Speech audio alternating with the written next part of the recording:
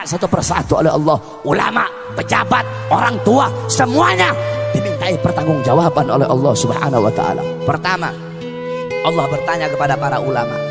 Pertama, Allah bertanya kepada para kiai, para ustadz, para habaib, dikumpulkan satu persatu, ditanya oleh Allah Subhanahu wa taala. Wahai para ustadz, wahai para kiai, wahai para habaib, sudahkah kalian menghidupkan Islam? Sudahkah kalian menghidupkan dakwah? Sudahkah kalian menghidupkan agama? Sudahkah kalian ikhlas? Sudahkah kalian insaf? Sudahkah kalian jadikan aku sebagai tujuan kalian? Atau sebaliknya, kalian bukan menghidupkan Islam, tapi kalian cari hidup dalam Islam. Kalian bukan menghidupkan dakwah, kalian cari hidup dalam dakwah. Kalian bukan menghidupkan agama, kalian cari hidup dalam agama. Dakwah, agama, Islam kalian jadikan sebagai untuk memuaskan isi perut kalian, untuk memuaskan hawa nafsu syaitan kalian, kata Allah Subhanahu wa taala.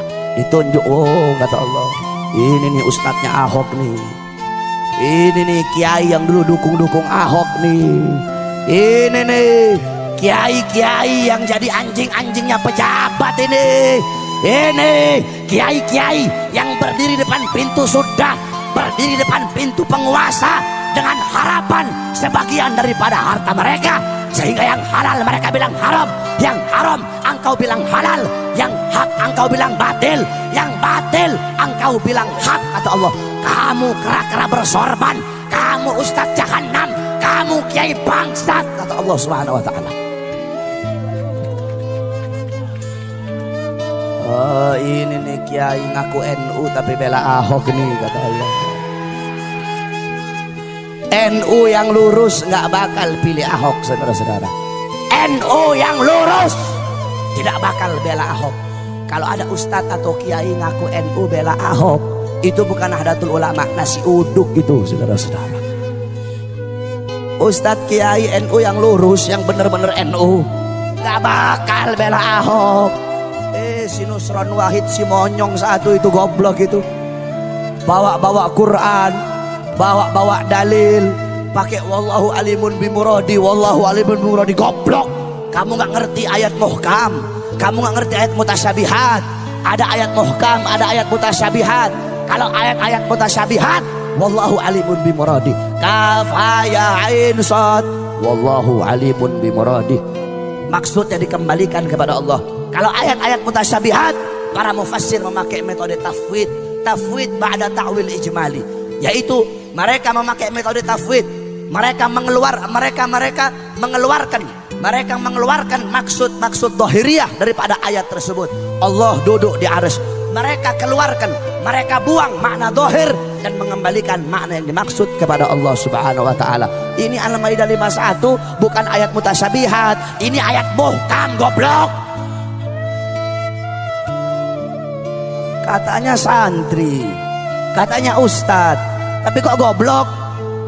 Kebanyakan makan uang Cina, kebanyakan makan uang pejabat, kebanyakan makan duit haram, otaknya jadi goblok. Saya nggak heran kalau ada orang Cina, orang Kristen bela Ahok, saya nggak heran. Kalau kata santri huwa humahum, nggak heran. Yang saya heran kalau ada orang Islam bela Ahok, itu yang saya heran. Kalau ada orang Islam mati-matian bela Ahok, berarti itu orang lebih bangsat dari Ahok, saudara-saudara.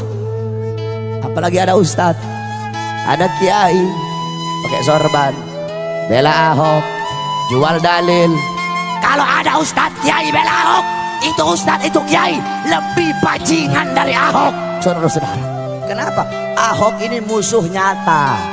Nah, ini kera-kera bersorban ini yang ngebela Ahok, ini musuh-musuh dalam selimut ini, saudara-saudara. Kamu tahu, andaikan saudara-saudara, ini ustadz-ustadz yang bela Ahok nih, andaikan nih Ahok dan sekutunya menang nih, yang bakal diusir, yang bakal diusir, dibunuh duluan ini ustadz-ustadz yang didukung dia. Kenapa? Bangsa kamu sendiri aja kamu khianati, apalagi kita, kata Ahok. Rakyat kamu sendiri aja kamu khianati, apalagi kita, kata Ahok. Makanya tobat kalian, Ustadz gara-gara bersorban dukung Ahok. Tobat kamu, tobat. Kenapa kamu takut gak makan? Kalau nggak dukung Ahok takut gak dapat makan. Iya. Pakai cium tangan lagi sama pejabat itu Ustadz. Cium tangan sama Mak Banteng. Tahu Mak Banteng? Tahu? Ibu tahu? Siapa? Gak usah takut, siapa? Megawati. Apain takut-takut? Gak usah takut-takut.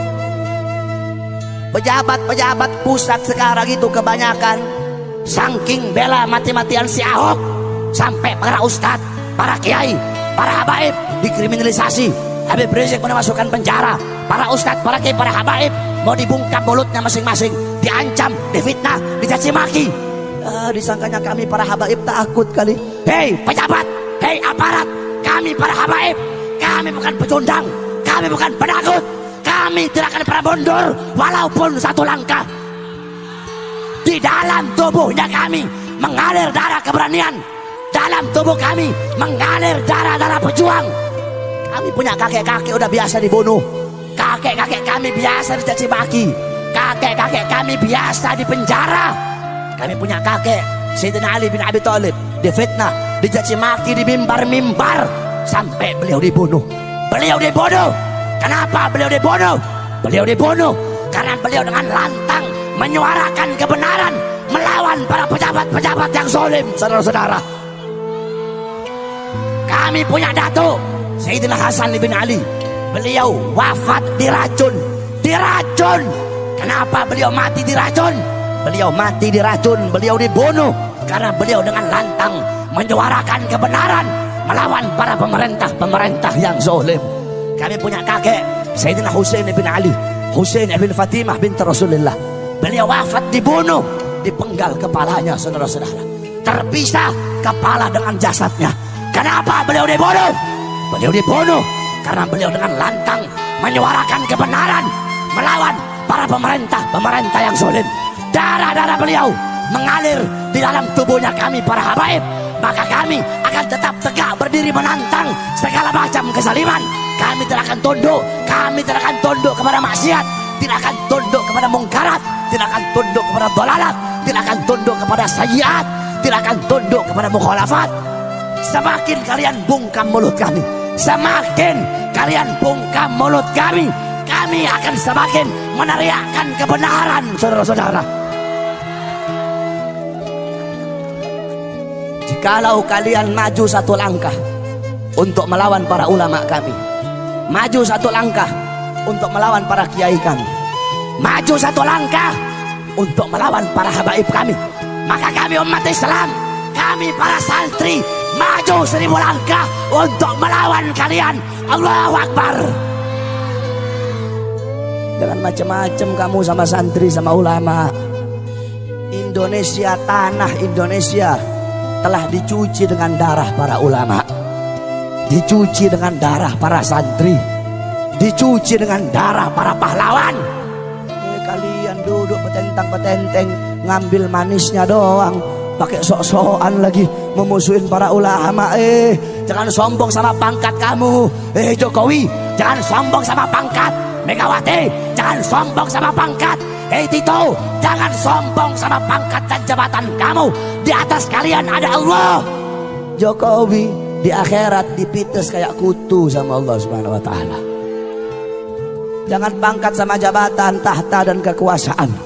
Jadilah kalian pejabat-pejabat yang baik. Tanah Indonesia telah dicuci dengan darah para ulama, darah para syuhada. Kalau bukan para ulama, kalau bukan para santri, kalau bukan karena para pahlawan, tidak akan terbuka gerbang kemerdekaan Indonesia, saudara-saudara.